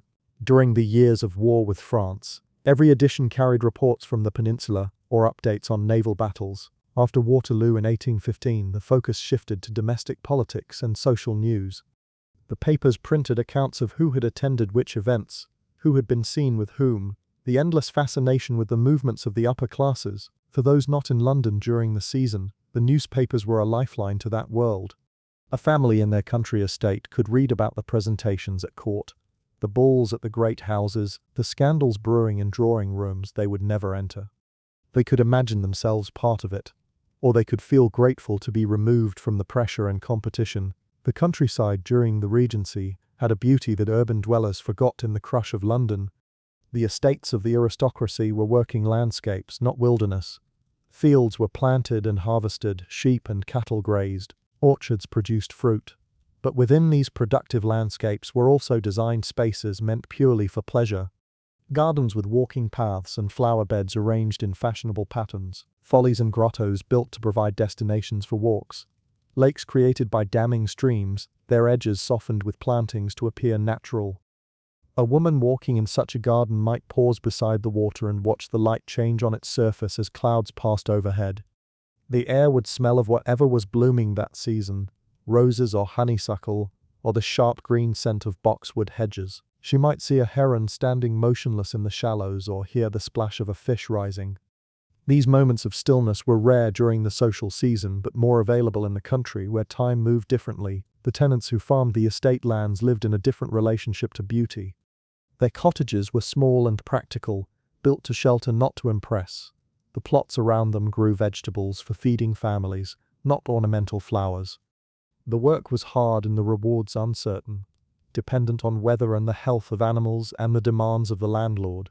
A bad harvest meant hunger. A good harvest meant survival, and perhaps a small surplus to trade or save. The relationship between landlord and tenant was supposed to be paternal, the aristocrat caring for those who worked his land as a father cares for children. In practice, it varied widely. Some landowners took their responsibilities seriously, reducing rents in bad years, maintaining cottages in good repair, ensuring their tenants could feed their families. Others extracted maximum rent regardless of circumstances, viewing tenants as resources to be exploited rather than people to be protected. Tenant farmers had no security of tenure in most cases.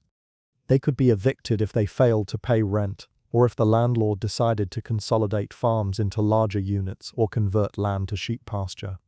The enclosure movement that had been transforming the English countryside for decades continued during the Regency, taking common lands that villagers had used for centuries and incorporating them into private estates. People who had grazed a few animals or gathered firewood on common land found themselves without these resources and often without any way to survive in their ancestral villages. Some displaced agricultural workers moved to cities seeking factory work. Others became laborers, moving from farm to farm as seasons demanded. The social dislocation was profound but mostly invisible to the aristocracy who benefited from the system. A lady walking in her garden did not see the family evicted from a cottage on the far side of the estate. The beauty remained untroubled by knowledge of its cost. The servants who maintained the great houses came largely from this rural working class. A girl growing up in a tenant farmer's cottage might go into service at 13 or 14, starting as a scullery maid and hoping to work her way up over years to more responsible and better paid positions. She would leave behind her family and the only life she had known to live in the attic rooms of a great house where she would be one of dozens of servants, easily replaced if she proved unsatisfactory. The transition was jarring. In her cottage, life was hard but familiar. She knew the rhythms of farm work. The animals, the fields, the village. In the great house, everything was strange. The sheer size of the building could be disorienting. The number of rooms and hallways, the different standards for different spaces, the complex hierarchy among servants that she had to learn quickly to avoid giving offense. The rules for servants were extensive and arbitrary. She must not be seen by the family if it could be avoided. She must move quietly, speak only when spoken to, never meet the eyes of her betters. She must rise before the family and go to bed after them. She must keep herself clean but not use too much of the family's hot water. She must be grateful for her position and never complain about the conditions of her work. Some households treated their servants with basic kindness. They shelled sink rhymes. Sophomore work was still hard, but the atmosphere was not cruel.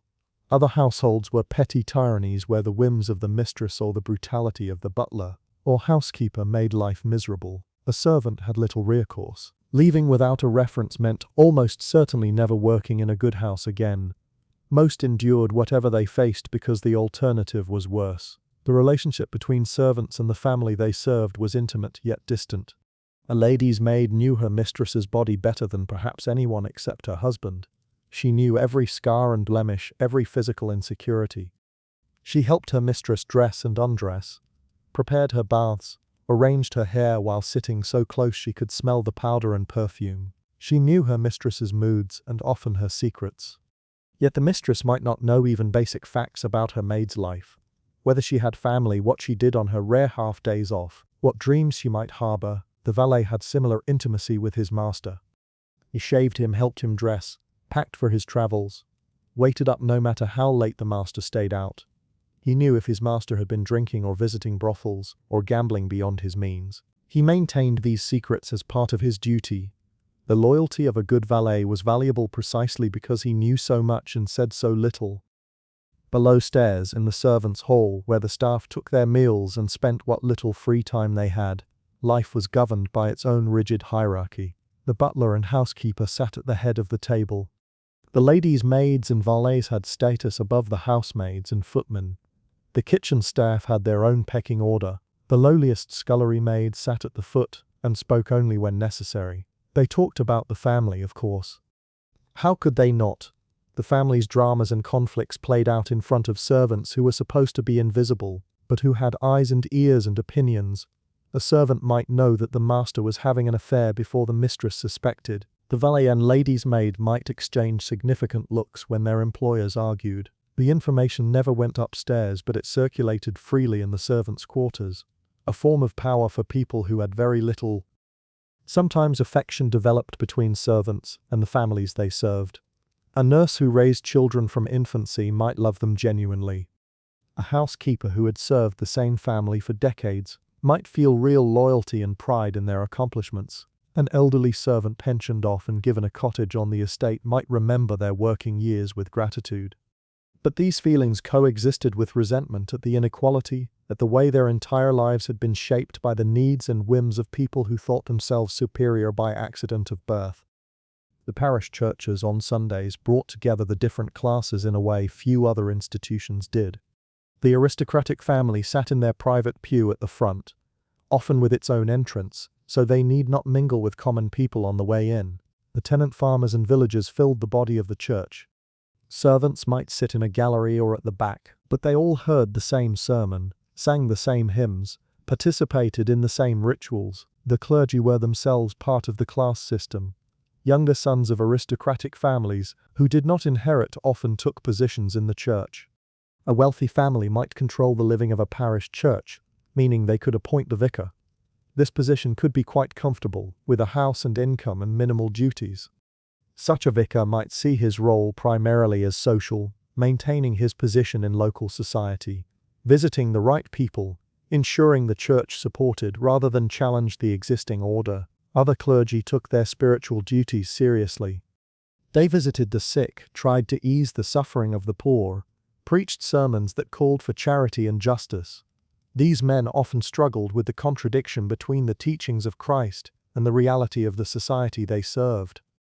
How does one reconcile the message that all are equal before God with a social system built on profound inequality? The answer for most was to emphasize spiritual equality, while accepting temporal hierarchy as God's will. The poor were told their suffering would be rewarded in heaven. The rich were told they had responsibilities to those below them. Neither message seriously challenged the structure. Revolution was a recent memory, the French example a warning. The established church had no interest in encouraging social upheaval. Religious enthusiasm was viewed with suspicion by the upper classes. The Methodist and evangelical movements that emphasized personal conversion and emotional religious experience attracted many working-class adherents. The aristocracy preferred the measured rituals of the Anglican Church, the familiar liturgy that connected them to centuries of tradition. Religion should be decent and orderly, not passionate and unpredictable. For women of the upper classes, religion offered one of the few acceptable outlets for public activity. Charitable work justified by Christian duty allowed them to visit the poor, organize aid societies, raise money for worthy causes. These activities got them out of the house and into roles of some authority and influence. Even if the scope was limited, a lady might manage a charity with the same competence she would bring to managing an estate if she were permitted to do so. The poor who received this charity had complex feelings about it. The help was often needed desperately. The difference between survival and starvation, but it came with condescension and moral judgment. The charitable ladies wanted to reform as well as relieve.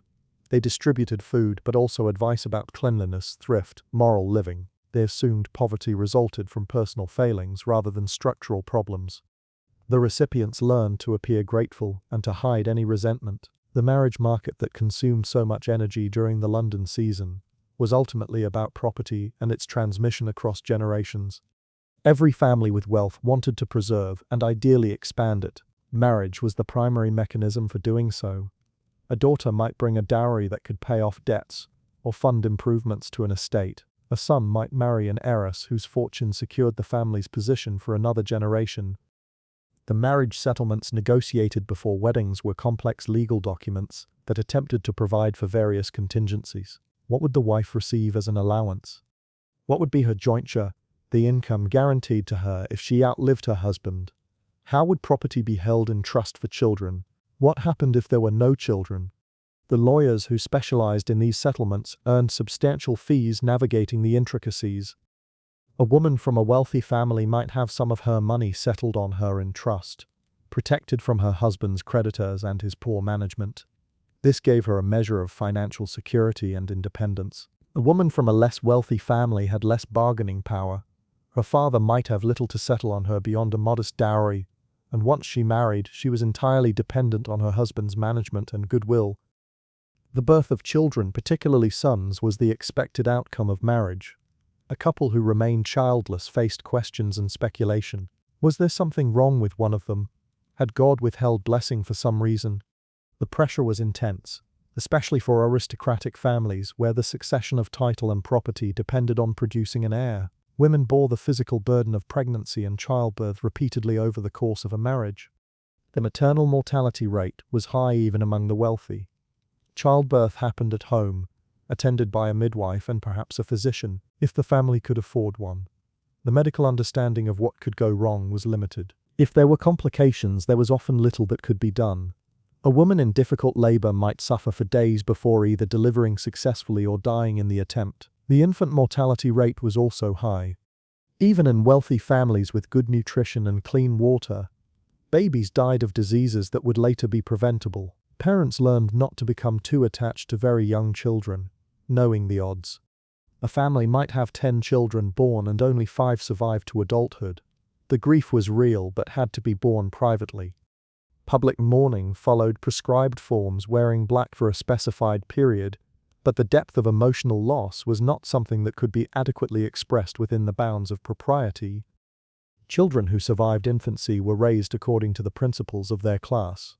Aristocratic children spent much of their time in the nursery with nurses and governesses rather than with their parents. They saw their mother and father at prescribed times, brought down to the drawing room for an hour in the afternoon or before bed. The relationship could be formal, affectionate, but not intimate, the parents as much authority figures as sources of comfort. Boys and girls were raised differently from early ages. Boys wore dresses until they were breeched, put into trousers at age 5 or 6 in a small ceremony that marked their transition from babyhood. After that, they were increasingly in a masculine world, learning the skills and attitudes expected of men of their class. Girls remained in female spaces, learning from their mothers and governesses what it meant to be a lady.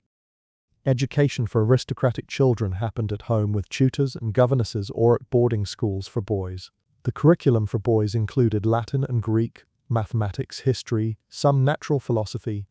The goal was to produce gentlemen with cultured minds who could hold their own in educated conversation. For girls, the emphasis was on accomplishments. They learned to read and write, to speak French, to play the pianoforte, to draw and paint watercolors, to do fancy needlework. Deep scholarship was considered inappropriate, likely to make them unsuitable for marriage. Some girls received better educations than others depending on the interests and attitudes of their parents. A father who valued learning might ensure his daughters had access to his library and encourage their intellectual development. A mother who had chafed under her own limited education might push for her daughters to have more, but these were exceptions to the general pattern which assumed women did not need and should not have serious education. The boys of aristocratic families often went to public schools like Eton or Harrow, and then to Oxford or Cambridge. These institutions were supposed to prepare them for leadership, to create networks of connection among the ruling class, to instill values of duty and service. In practice, they also taught brutality. The culture at these schools could be savage, older boys bullying younger ones, violence accepted as character building, discomfort and even cruelty seen as preparation for life. A boy who survived these institutions emerged either hardened or broken. The successful adapted, learned to navigate the social dynamics, formed friendships that would serve them throughout their lives. Those who could not adapt suffered through years of misery and emerged damaged in ways they might never fully articulate. But everyone agreed these schools built character, and so generation after generation of boys were sent to them. University continued the process of socialization. Young men lived together, attended lectures that many found boring, joined clubs and societies, drank and gambled, and engaged in pranks and mischief. The academic rigor varied. A serious student could receive an excellent education. A wealthy student who had no interest in learning could coast through, paying proctors to overlook absences, buying essays from poor students who needed the money. The degree mattered more than what one had actually learned. After university, young men often embarked on the grand tour, traveling through Europe for a year or more. The stated purpose was cultural education, viewing the great art and architecture of the continent, learning about other societies. The actual experience often involved more drinking and gambling and pursuing women than serious study. But the grand tour was a rite of passage, a mark that one had completed the formation of a gentleman. The wars with France disrupted this pattern. Travel to the continent became dangerous or impossible during the years of conflict. Some young men went anyway, risking capture or death. Others postponed their tours until after Waterloo. The resumption of peaceful travel in 1815 brought a flood of British tourists to Paris and Rome and Florence, eager to see what they had been denied during the war years.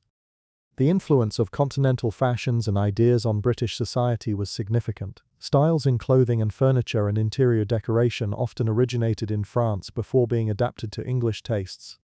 The empire silhouette of women's gowns came from post-revolutionary France, where classical influences had inspired a new aesthetic. The Prince Regent's architectural projects showed influences from Indian and Chinese design filtered through European interpretations.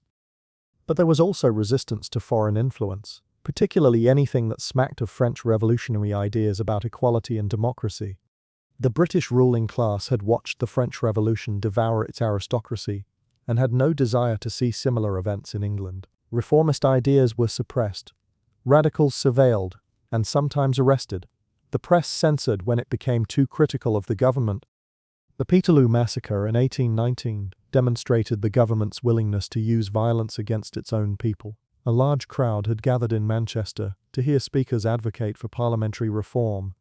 The local magistrates, panicked by the size of the crowd and fearful of revolution, sent in cavalry to disperse them. The soldiers charged into the unarmed crowd with sabers drawn. 15 people were killed and hundreds injured.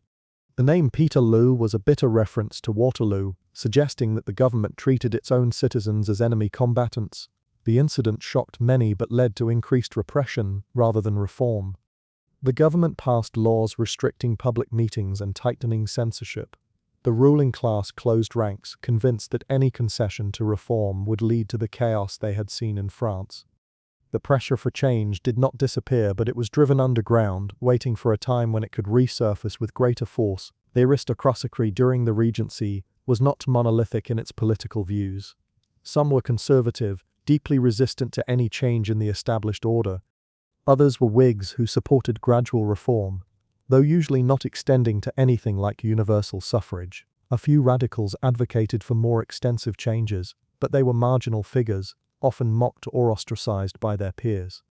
The general trend was toward preservation of privilege and power. The money that funded the lavish lifestyle of the aristocracy came ultimately from land. Agricultural rents provided the bulk of income for most titled families. Some also had income from investments in trade or manufacturing, though direct involvement in commerce was considered beneath a gentleman. Money from these sources was acceptable if one's own hands remained clean.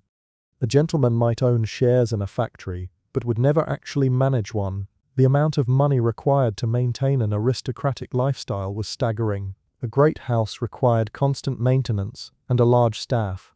The London townhouse needed to be ready for the season. There were stables full of horses, coaches that needed upkeep, wardrobes that had to be refreshed regularly as fashions changed. A single ball could cost hundreds of pounds. The expenses were endless, and many families spent beyond their income, accumulating debt that would eventually force the sale of property or marriage to money. The nouveau riche, people who had made fortunes in trade or manufacturing, wanted to convert their money into social position. They bought estates, sent their sons to the right schools, pursued connections with the aristocracy through marriage. The aristocracy looked down on them as social climbers, but took their money readily enough when it was offered. Over time, successful merchant families could achieve acceptance, their origins forgotten or at least not mentioned in polite company. The rigid class consciousness of Regency society required constant maintenance. People had to know their place and keep to it. The thousand small rules of etiquette and precedence reinforced the hierarchy at every turn. Who entered a room first, who sat where at table, who spoke to whom, and in what tone, all these details carried meaning and maintained boundaries. Violations were noted and punished through social exclusion, yet the boundaries were not as fixed as the aristocracy wanted to believe. Money could purchase entry, slowly. Exceptional talent or beauty could open doors. The system was rigid but not completely impermeable. This created anxiety among the established families, who saw their exclusive world becoming crowded with people they considered inferior. The concept of gentility was both clear and fuzzy. A gentleman was someone who did not work with his hands, who had independent means, who had been educated properly, who knew how to dress and behave according to the codes of his class. But what about the younger son of a peer who became a clergyman? He worked, but his profession was acceptable. What about a wealthy merchant whose son attended Oxford? The boy had been educated alongside the sons of dukes, but his father was in trade. These ambiguous cases provoked endless discussion and disagreement. For women, the question of gentility was tied even more closely to family background. A woman could not achieve gentility through her own efforts. She was either born to it or she was not. She could marry up if she was exceptionally beautiful or fortunate, but her origins would always be known. The daughters of merchants who married into the aristocracy often faced subtle and not so subtle reminders that they did not truly belong. The London season brought together people from across the country and created a national aristocratic culture. Provincial families who spent most of the year on their estates came to London and participated in the same round of events, met the same people, absorbed the same fashions and ideas. This created cohesion within the upper class but also reinforced their separation from everyone else. Regional differences in culture and custom faded among the aristocracy as London fashions dominated. The local traditions that had once varied from county to county were giving way to a more uniform national upper-class culture centered on the capital. This was both a loss and a consolidation, making the aristocracy more of a unified class with shared interests and outlook. The estates in the country remained important as sources of income and identity. The family's title was usually tied to a place: Duke of Devonshire, Earl of somewhere. The estate was the family seat, where ancestors were buried, where traditions accumulated over generations. But increasingly these estates were managed by stewards while the family spent much of their time in London or travelling. The land remained crucial economically but less central to daily lived experience. The agricultural improvements of the era increased productivity, but also disrupted traditional ways of life. New crop rotations, better breeding of livestock, and closure of common lands, all these changes made farming more efficient but pushed people off the land. The dispossessed became part of the growing urban working class, moving to cities where conditions were often worse than what they had left. The cities during the Regency were growing rapidly, but infrastructure had not kept pace. London in particular was crowded and dirty, with inadequate sanitation and water supplies. Cholera and typhoid were constant threats. The neighborhoods where the aristocracy lived were relatively clean, but even there the smell of coal, smoke, and horse dung was inescapable. In the poorer districts, conditions were appalling, with multiple families crowded into single rooms, no access to clean water, disease spreading rapidly through packed populations. The contrast between the grand townhouses of Mayfair and the slums of the East End was stark. They existed in the same city but might as well have been different worlds. Its aristocracy rarely ventured into poor neighborhoods, and when they did it was as philanthropic visitors who came, observed, distributed some aid, and left. They did not understand the lives of the poor and had little interest in understanding. The poor were pitiable and perhaps dangerous but not fully human in the way that members of one's own class were. This moral blindness was sustained by ideology that justified inequality. The poor were poor because they were lazy or immoral or less capable. The rich were rich because they were superior in virtue and ability.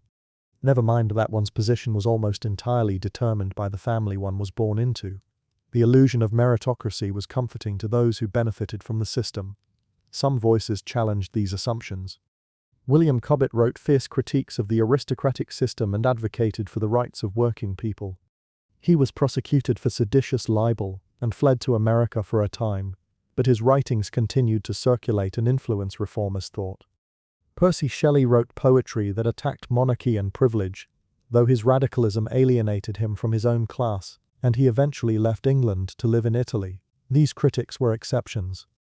Most of the upper class accepted the world as it was and worked to preserve their position within it. The social season continued year after year. Debutantes were presented.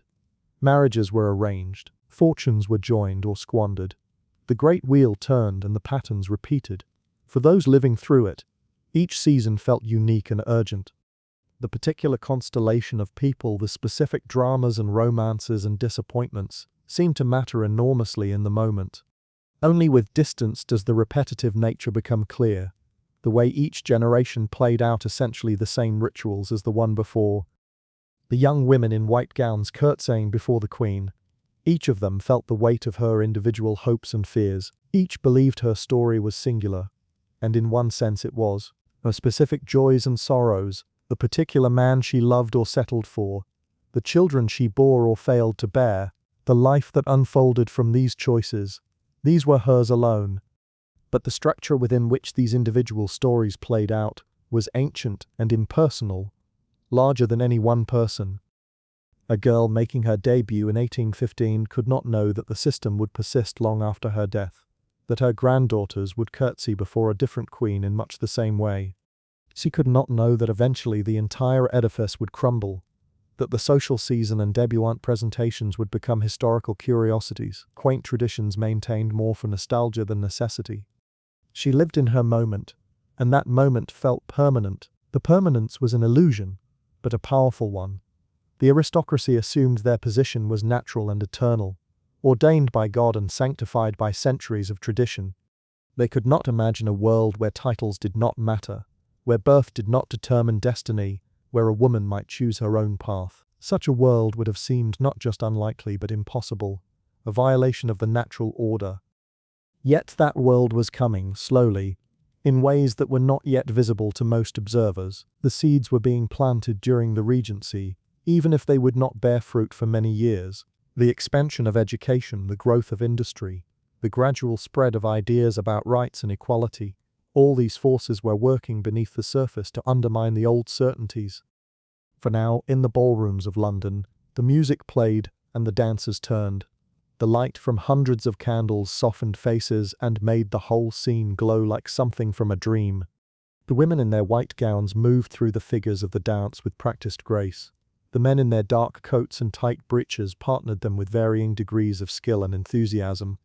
The chaperones watched from the edges of the room, noting everything, calculating futures. Tomorrow there would be morning calls and afternoon promenades. Tomorrow there would be letters to write and social obligations to fulfill. Tomorrow the same questions would need answering. Who was courting whom? Who had made a good impression? Who had disappointed? Whose stock was rising and whose falling in the complex market of reputation and connection? But tonight, in this moment, there was music and movement and the possibility that something meaningful might happen. A glance might lead to a conversation. The hope sustained them through the exhaustion and the pressure and the constant judgment. The hope was often disappointed. Most marriages were arrangements of convenience at best. But some couples did find genuine affection. Some women discovered that their husbands were kind and thoughtful partners. Some men were surprised to find their wives intelligent and engaging companions. The system was designed for property transfer, but human feeling found its way in regardless, growing in the cracks like weeds through pavement. The Regency era in England lasted only a brief time officially, but its cultural influence extended longer and deeper. The fashions and manners, the social structures and assumptions, these shaped the Victorian era that followed and echoed even further. When we think of Jane Austen's world of Regency romance, of that specific combination of elegance and restraint, we are thinking of patterns established in those years. The reality was more complicated and less pretty than the romanticized version. There was genuine beauty in the architecture and design, in the best of the literature and art. There was genuine suffering in the lives of servants and the working poor, in the limited choices available to women, in the waste of human potential caused by rigid class divisions. Both were true. History contains multitudes. The story of Regency England is the story of a society that believed itself permanent, facing forces that would eventually transform it beyond recognition. It is the story of individuals living within systems they could not change, making what choices they could within narrow constraints. It is the story of beauty built on suffering, of elegance purchased with exploitation, of a glittering surface concealing anxieties and cruelties. And underneath all of it, steady as a heartbeat, the fundamental human experiences that transcend era and class, the desire to be loved, the fear of being left behind, the hope that tomorrow might be better than today. These feelings animated the young women in white gowns curtsying before queens just as they animate people now. The details change, but the essential longings remain. The candles burned lower and the music continued, and the night slowly turned toward dawn. Eventually the last dance would end and the guests would leave and the servants would clean up the mess and the house would fall silent, until it was time to prepare for the next event. The rhythm never stopped during the season. There was always another ball, another dinner, another opportunity, and another risk. The girl who had curtsied perfectly at her presentation, who had danced every dance at her first ball, who felt herself rising in social estimation, she might wake the next morning still tired and face another full day of social performance. Or she might wake to discover that some misstep had damaged her reputation, that the young man she liked was paying attention to someone else, that her mother was disappointed in her progress. Success and failure were separated by margins, so thin they could vanish in a moment. The resilience required to survive the social season was substantial.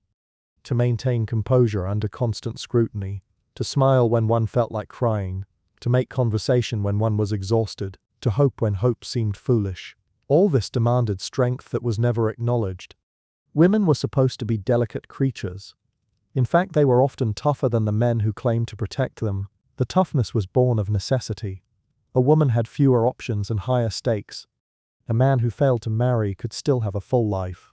A woman who failed to marry faced poverty and dependence and social irrelevance. She learned to be strong because she had to be. The strength was masked by manners and modesty because open displays of capability threatened men who needed to believe themselves superior. So the dance continued, layer upon layer of meaning beneath every gesture. A fan unfurled might be simply about cooling oneself, or it might be a signal. A glance held a moment too long might be accidental. The language of courtship was encoded, and those who learned to read it fluently had advantages over those who remained literal-minded. The whole elaborate system could be seen as a kind of game with rules that governed play. But unlike a game where all players choose to participate, this one was mandatory for those born into certain circumstances. A girl could not opt out without accepting consequences. that could destroy her future. So she played with whatever skill and luck she possessed, hoping to draw good cards and make wise choices and end up somewhere she could live with. Some found joy in the game despite its coercive nature. They enjoyed the social whirl, the dressing up, the parties and gossip and intrigue. They had the temperament for it and the game rewarded them.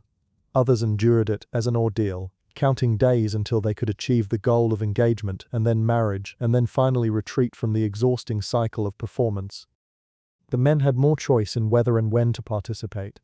They could delay marriage if they wished, pursue careers or travels, or simply enjoy bachelorhood, but eventually most married because that was expected and because having an heir mattered. They went through the season evaluating potential brides with whatever criteria they found important: beauty or fortune or family connections or some combination. The courtships that emerged from this system ranged from cynical transactions to genuine love matches. Most fell somewhere in between, partnerships based on compatible temperaments and aligned interests, if not passionate attachment. People married and learned to live together and often developed affection over time, even if it had not existed at the start. The wedding night remained a moment of profound vulnerability for women who had been given little accurate information about what would happen.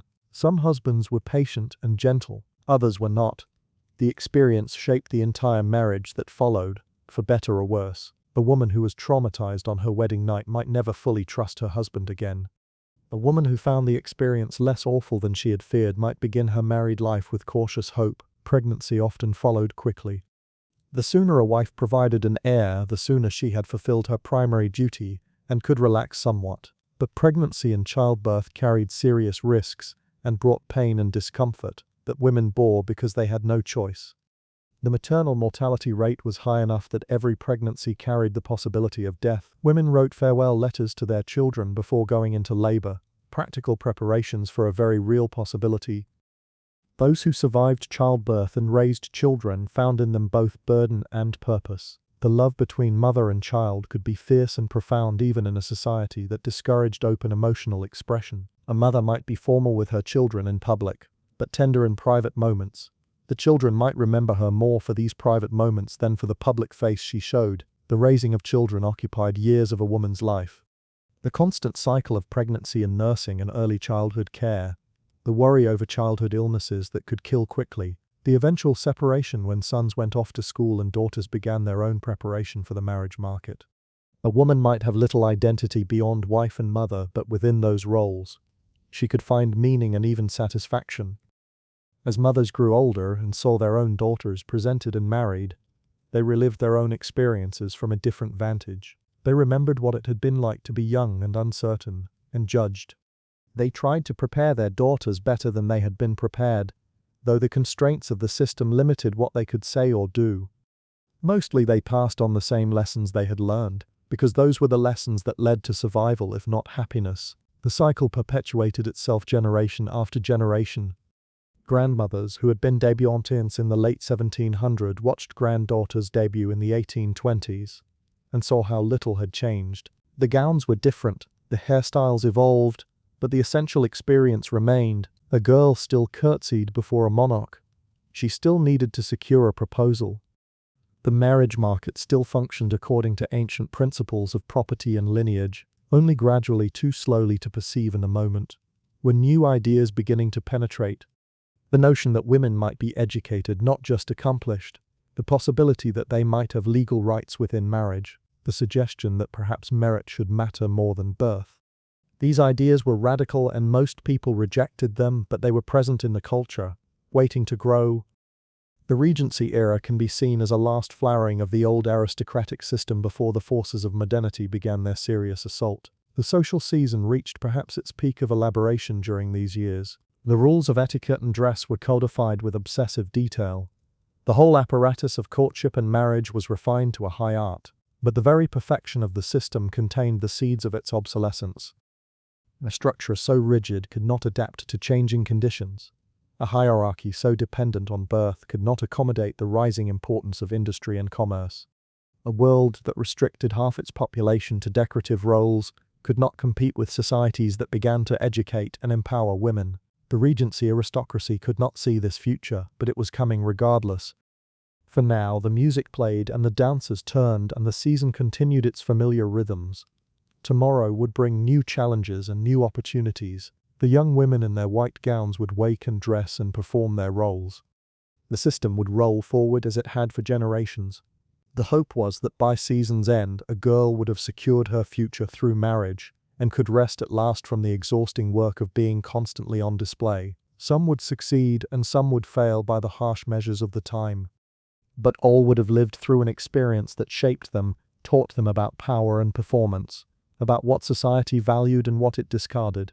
They would carry these lessons forward into whatever lives they made, in great houses or country vicarages, in happiness or quiet desperation or something in between.